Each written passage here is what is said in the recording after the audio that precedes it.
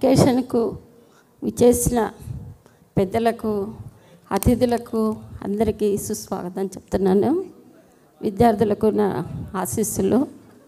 నేను మా ఫ్యామిలీ కూడా మొత్తము అమ్మమ్మ గారు టీచర్స్ ఫ్యామిలీ నుంచి వచ్చాను. నేను కూడా మా వారు సింగరేణి కాలేజ్లో ఇంజనీర్గా చేసేవారు. అయితే డుంబు చిన్నప్పుడు డుంబు అంటే శరత్ చంద్ర ఎప్పుడు నేను స్కూల్కి వెళ్ళే టైంలో వాడికి చిన్నగా ఉన్నప్పుడు 4 బ్రష్లు తీసుకునేది.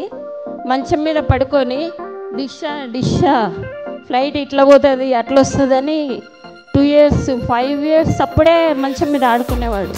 నేను స్కూల్కి వెళ్ళే టైంలో ఇంకా ఏం చాలా టైం అవుతుందనేది 2 బ్రష్లు అక్కడ ఇచ్చేసి వెళ్ళిపోయేదాన్ని అనమాట. మళ్ళీ ఈవినింగ్ వచ్చేసరికి మళ్ళీ బాగానే ఉండేవాడు. వాడికి ఫస్ట్ పట్టుదల ఉంటే ఏదైనా సాధించవచ్చని నా అభిప్రాయము. నేను కర్నూలు జిల్లా మాది, కర్నూలు డిస్టిక్లోనే నేను నంద్యాలలో MSc BEd చేశాను. అయితే అప్పుడు పెళ్ళి తర్వాత మేము సింగరేణి కాలేజ్లో మా వారి మెకానికల్ ఇంజనీరు, అక్కడికి ఇల్లందులో వచ్చాము మేము. ఇల్లందుకు అక్కడ టీచర్స్ అసలు ఎవరు ఉండేవాళ్ళు కాదు. ఒక ప్రైవేట్ స్కూల్లో నేను ఒక 10 years వర్క్ చేశాను. సైన్స్ టీచర్ అనమాట నేను. అయితే అక్కడ ఉన్న ఎన్నిసార్లు DSC రాసినా నాకు జాబు రాలేదు నాన్ లోకల్ కింద. కానీ నేను పట్టుదల మీద ఏమనుకునేదాన్ని అంటే ఎప్పుడైనా కానీ ఎన్ని DSCలు అన్నా పడని నాకు జాబ్ వచ్చేంత వరకు DSC పడాల్సిందే, నేను రాయాల్సిందే అనుకున్నాను. అలానే దేవుని దయ వల్ల నేను 2000 DSCలో నేను BCC కింద వరంగల్ జిల్లాలో ఒక్కదానికి నాకు జాబ్ వచ్చిందనమాట. అప్పుడు అనుకున్నా నేను, మా పిల్లలు అప్పటికి మా కూతురు 8th class, Dumbu 5th class చదివేవాడు అనమాట. మమ్మీ ఇంకెప్పుడో సార్ నీకు జాబు, ఇంకా నేను 10th class వచ్చేంత వరకు నీకు జాబ్ రాదనేవారు. కానీ మా వారు మాత్రం ఏ రోజు గవర్నమెంట్ జాబే చేయాలి అని అసలు ఏ రోజు నన్ను ఒక డిసప్పాయింట్ చేయలేదు. అసలు ఎప్పుడూ ఎంకరేజ్ చేసేవాళ్ళు. జాబ్ రాకుండా ముందే నా దగ్గర నేనే స్కూల్ రన్ చేసిన ఒక 6 years రన్ చేసినప్పుడు డుంబు నా స్టూడెంట్ LKGలో. అప్పుడు చెప్పేవాడు వాడు, మీ మమ్మే కదా ప్రిన్సిపాల్, నీ క్వశ్చన్ పేపర్లన్నీ తెలిసే ఉంటాయి, నువ్వు అన్నీ అడుగు మాకు ఆన్సర్స్ చెప్పు అని చెప్పేవాళ్ళు స్టూడెంట్స్ అందరూ. 250 members నా దగ్గర చదివారు. అయితే దాంట్లో ఒక 10 members మెడిసిన్ సెలెక్ట్ అయ్యారు. చూడండి, 10th class వరకు నేను సైన్స్ చెప్పేదాన్ని అనమాట. 100కి 100 మార్క్స్ వచ్చేవి. పెరటి మొక్క ఇంట్లో వైద్యానికి పనికిరాదంటారు కదా. వేరే పిల్లలకైతే మనం ఎంతైనా చెప్తాం, ఇంట్లో పిల్లలకి చెప్పాలంటే మీ మమ్మీ మీ స్కూల్లో విన్నాం లేదు, ఇప్పుడేం అవసరం లేదు అనేవాడు. కానీ దేవుడి దయ వల్ల ఇట్లలో మనకు ఎన్ని అనుకున్నా కూడా దేవుని దయ కూడా మనకు అవసరమే. అయితే చిన్నప్పటి నుంచి కూడా ఒక డిసిప్లిన్ అనేది పిల్లలకు అలవాటు చేయాలి. Discipline is the base of the education. Discipline లేకపోతే మనము ఏమీ చేయలేము, అసలు చదివే రాదు. నా దగ్గర ఒక స్టూడెంట్ గురించి నేను ఎక్కడ స్పీచ్ ఇచ్చిన స్కూల్లో మాకు ఫంక్షన్స్ జరిగినా చెప్పేదాన్ని. 10th class first class student వాళ్ళ మదర్ చేసుకొని చనిపోయింది. కానీ ఆ అబ్బాయి నా దగ్గరకు వచ్చినాడు, నా ఫేవరెట్ అనమాట స్టూడెంట్. మేడం ఇంకా అమ్మ చనిపోయింది, నేను కూడా సూసైడ్ చేసుకోవాలనుకుంటున్నాను, ఇంకా నేను చదవలేను మమ్మీ, నన్ను ఎవరు చదివించే వాళ్ళు లేరని అంటే, లేదు అబ్బాయి పేరు అప్పారావు, ఇల్లందులో అనమాట. అప్పారావు ఇంటర్మీడియట్ చదువు అంటే అది చదివితే స్తోమత లేదు మేడం అన్నారు. సరే ఓపెన్ యూనివర్సిటీ డిగ్రీ రాయను అని డిగ్రీ చేశాడు. నా బుక్సే ఇచ్చాను. తర్వాత మ్యాథ్స్ బాగా చేస్తాడు అబ్బాయి. తర్వాత మళ్ళీ డిగ్రీ అయిపోయినాక వచ్చాడు, మేడం ఏం చేయాలి నేను అంటే, సరే BEd చెయ్యి అని BEd చేశాడు. తర్వాత నా బుక్స్ అప్పటికి ఇంకా నాకు జాబ్ రాలేదు. మళ్ళీ నేను DSC బుక్స్ అని నా దగ్గర చాలా ఉండేవన్నమాట. అయితే ఆ బుక్స్ అన్ని ఇచ్చి నువ్వు DSC ప్రిపేర్ కా అని చెప్పాను. ఫస్ట్ టైము అది అవనిగడ్డ, అప్పుడు DSC కోచింగ్ అంటే అవనిగడ్డ ఫేమస్.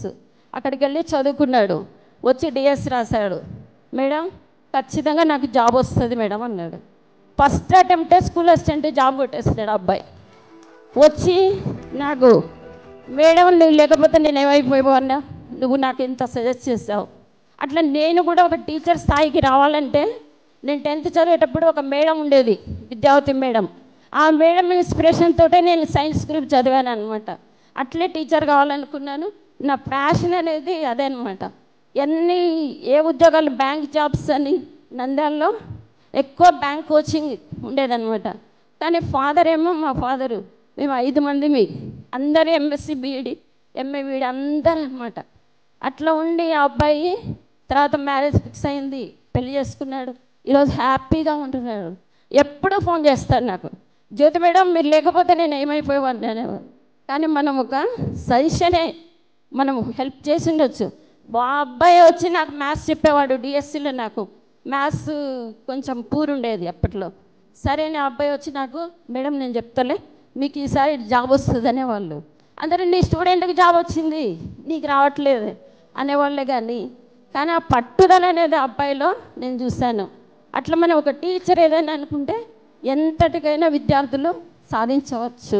ముందు మనము కంప్యూటర్ యుగంలో ఉన్నామనే కానీ క్యారెక్టర్ అనేది చాలా కోల్పోతున్నాం.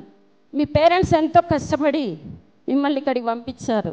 మీరు సరదా కోసం వచ్చి ఇక్కడ షికార్లు చేయడానికి కాదు.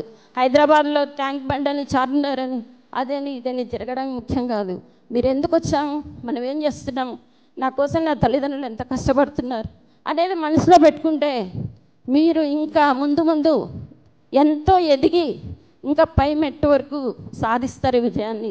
అలానే ఈరోజు అసలు విషయము, ఈ దిలీప్ మా ఇంటికి వచ్చినప్పుడు డుమ్ము ఇద్దరు క్లాస్మేట్స్, మమ్మీ దిలీప్ ఈరోజు వస్తున్నాడు నువ్వు వంట చేయి మంచిగా అన్నాడు. అంటే సర్లేరా చేస్తానులేని చేశాను. ఇద్దరు ఫోన్ చేశారు, ఆంటీ హైదరాబాద్ వెళ్తున్నాం, అక్కడ ఏదో ఒకటి చూసుకుంటాం ఆంటీ, శరత్ నేను కలిసే ఉంటాం ఆంటీ, మీరేం బాధపడొద్దా ఆంటీ, ఏదున్నా మేమిద్దరం చూసుకుంటామంటే అనేవాడు. కానీ డుంబు అంత కలుపుగోలు ఇప్పుడు పర్వాలేదు, అంతకుముందు కొంచెం మొహమాటం ఎక్కువ, ఎవరిని హర్ట్ చేయడు, ఏది చెప్పలేడు. కాకపోతే ఇప్పుడు అన్నీ బాగా తెలుసుకున్నాడు. ఇక ఇంట్లో వాళ్ళ డాడీ ప్రతిరోజు ఏదో ఒకటి చెప్తూనే ఉంటారు. ఎవరిని హర్ట్ చేసే మనిషి కాదు. అయితే డుంబు ఫోన్లు ఎప్పుడు 24 అవర్స్ ఫోన్లలోనే ఉంటాడు. మేము చేసినా ఫోన్ ఎత్తాడు. ఏంటమ్మో ఎందుకు ఫోన్ ఎత్తలేదు, ఏం చేస్తున్నావు అంటే, మమ్మీ ఇక్కడ మా కాలేజీలో అది ప్రాబ్లం ఉంది, మా కాలేజీ ఇది ప్రాబ్లం ఉంది, ఎప్పుడు ఇవే చెప్పేవాడు. డుంబు స్టూడెంట్స్తో ఎట్లా బిహేవ్ చేయాలి, వాళ్ళని ఎట్లా ఎంకరేజ్ చేయాలి, ఎట్లా నువ్వు వాళ్ళను ముందుకు నడిపించాలి అనేసి నేను ఫోన్లలో చెప్పేదాన్నే అనమాట ఎప్పుడు చూడు. కానీ దిలీప్ ఒక మాట చెప్పాడు నాకు, అంటే డుంబు శరత్తు నేను ఇద్దరం కలిసే ఏదైనా పని చేస్తామండి. నాకు డుంబు ఎంతనో దిలీప్ కూడా అంతే అనమాట. దిలీప్ వాళ్ళిద్దరూ ఎంతో స్నేహంగా ఉంటారు. మన స్నేహాన్ని చూసి ఎంతమందో ఎన్నో అనుకోవచ్చు, కానీ ఒకరి మీద ఒకరికి నమ్మకం అనేది ఉండాలి. నమ్మకం ఉంటేనే మనము ఏ విజయాన్నైనా సాధించవచ్చు. అంతేకాకుండా ఇంకా మంచి విషయం ఏమంటే, ఇంత మంచి ఇన్స్టిట్యూట్ రన్ చేసి పిల్లల భవిష్యత్తుకు ఒక నాంది పలికిస్తున్నాడు. వాళ్ళ పేరెంట్స్లలో ఎంతో ఆనందాన్ని నింపుతున్నందుకు వీళ్ళకు దేవుడు ఇది భగవంతుడు ఇచ్చిన ఆశీర్వాదం అని నేను అనుకుంటున్నాను. ఇంకా ఇలాంటి కాలేజెస్ ఎన్నో రన్ చేయాలి. ఇవాళ రేపు జాబ్ అంటే చాలా కష్టం ఉండేది. ఏదేదో పెద్ద పెద్ద జాబులు చేసే కన్నా మనము వచ్చిన దాంట్లో చదువుకొని ముందు మనం అప్గ్రేడ్ అవ్వడం ఇంకా ముఖ్యమని నేను ఆలోచిస్తున్నా.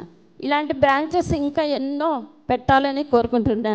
అదేవిధంగా నా రిక్వెస్ట్ ఏంటంటే, కర్నూలు చుట్టుపక్కలన్నీ విలేజర్సే ఉన్నాయి ఎక్కువ, కానీ ఆ కర్నూలులో కూడా ఒక ఏవియేషన్ ఏరో ఫాల్కన్స్ అకాడమీ ఒకటి పెట్టాలని నా కోరిక.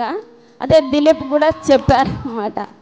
ఇలాంటి పేరెంట్స్ కూడా మిమ్మల్ని చూసి ఎంతో గర్వపడే విధంగా మీరు ఉండాలి తప్ప, ఇవాళ రేపు అమ్మాయిలను ఇంత నమ్మి మేమున్న టైంలో, మేము చదివే టైంలో స్కూల్కు వెళ్ళాలంటే బస్సు ఎక్కాలంటే ఎవరో ఒకరు మాకు తోడు రావాలి. అసలు ఎక్కడికి వెళ్ళాలంటే కూడా మాకు తెలిసేది కాదు. కానీ ఈరోజు మీకు ఇంత ఫ్రీడమ్ ఇస్తున్నారు పేరెంట్స్.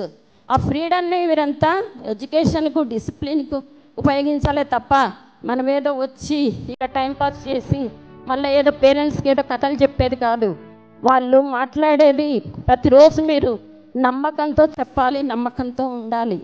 అంతేకాని వచ్చినామా పోయినామా విన్నామా మళ్ళీ మనకు రాకపోతే ఏమంటాము, ఆ స్కూల్లో వాళ్ళు ఏం చెప్పలేదు, ఆ కాలేజ్ కన్నా వేరే కాలేజ్ బాగుంటుంది అని అంటారు. కానీ మా డుమ్ము మాత్రము, దిలీప్ మాత్రము 24 అవర్స్ మీకోసమే వాళ్ళు ఎంతో కష్టపడుతున్నారు. మీరు ఇచ్చే అమౌంట్, మీరు చేసే సర్టిఫికెట్, వీళ్ళు ఇచ్చే సర్టిఫికెట్ కాదు, మీరు మంచి పౌరులుగా ఉండాలి. మీతో పాటు మీ కుటుంబాలకు, మీ పేరెంట్స్కు మంచి గౌరవాన్ని తీసుకురావాలి. అదేవిధంగా మనము ఈ ఏరో ఫాల్కన్స్ ఎంతో ఎదిగిపోతున్నాం, అట్లనే మీరు కూడా పైకి ఇంకా అంతస్తుల వరకు ఎగరాలని కోరుకుంటూ ఈ చిన్న సమయాన్ని నాకు ఇచ్చినందుకు మీకు అందరికీ వందనాలు తెలియజేస్తున్నాను. Thank you one and all. ఒక్క నిమిషం అండి, టీచర్స్ కదా ఇద్దరు, నేను ఒక్కటే కనిపెట్టాను, ఇద్దరే టీచర్సే. మీరేమనుకోనంటే ఒక డైలాగ్ చెప్తా. ఇంతకుముందు ఒక డైలాగ్ వినేదాన్ని, పండిత పుత్ర పరమసు ఉంటారు, ఒక డైలాగ్ ఉండేది. అస్సలు కాదు, చరిత్ర తిరగరాయాలి అంటే ఎవరి వల్ల అవుతుంది? నేను ఇద్దరు పేర్లు ఉన్నాయి కదా, ఇద్దరు పేర్లు ఒకసారి చెప్పండి. డుంబు సారా? ఈ మాట ఇంకొకసారి నాకు వినపడిందంటే ఈ స్టేజ్ దిగిపోతారేమో. So Dilip sir, Sharath sir ఇద్దరు పేర్లు సూపర్. చరిత్ర తిరగరాయాలి అంటే అలాంటి థాట్స్ ఉండాలి, ఇలాంటి మదర్స్ వాళ్ళ వెనక ఉన్నారని గుర్తు చేశారు జ్యోతి గారు, అలాగే రాజజ్యోతి గారు. Thank you. అలాగే దిలీప్ వాళ్ళ మమ్మీ గారు కూడా జ్యోతి గారే, నేను కూడా జ్యోతి గారే. అలానే మా కోడలు కూడా దీనిలో చాలా సపోర్టివ్గా ఉంటుంది. ఎన్నిసార్లు ఫోన్ చేసినా డుంబు ఫోన్ ఎత్తాడు. ఇంటికి వచ్చాక మళ్ళీ ఎక్కడ ఏమనుకుంటారో అనేసి ఫోన్లో ఉంటాడులేమ్మా, బిజీగా ఉంటాడు, మళ్ళీ కాల్ చేస్తాడు తర్వాత అంటే సర్లేండి ఆంటీ. అమ్మాయి కూడా ఇక్కడ సర్జను, అది ఏంటో అదృష్టమేమో. దిలీప్ వాళ్ళ మిస్సెస్ డాక్టరే, ఈమె కూడా డాక్టరే, ఆమె వాళ్ళ మదర్ కూడా జ్యోతి గారే, నేను కూడా జ్యోతి గారే. వాళ్ళిద్దరి నక్షత్రాలు కూడా ఒకటే అన్నమాట. అయితే మాకు దేవుడిచ్చిన కొడుకని అనుకుంటాను. నాకు ఇప్పటి నుంచి ఇద్దరు కొడుకులుగా నేను భావిస్తాను. వాళ్ళిద్దరు మంచిగా ఉండాలని కోరుకుంటూ సెలవు తీసుకుంటున్నాను. Thank you so much. ఇంత సక్సెస్ బ్యాక్గ్రౌండ్ ఇలా ఉంటుందని ఐ డోంట్ ఎక్స్పెక్ట్. ఈరోజు స్టూడెంట్స్కి కూడా తెలిసింది.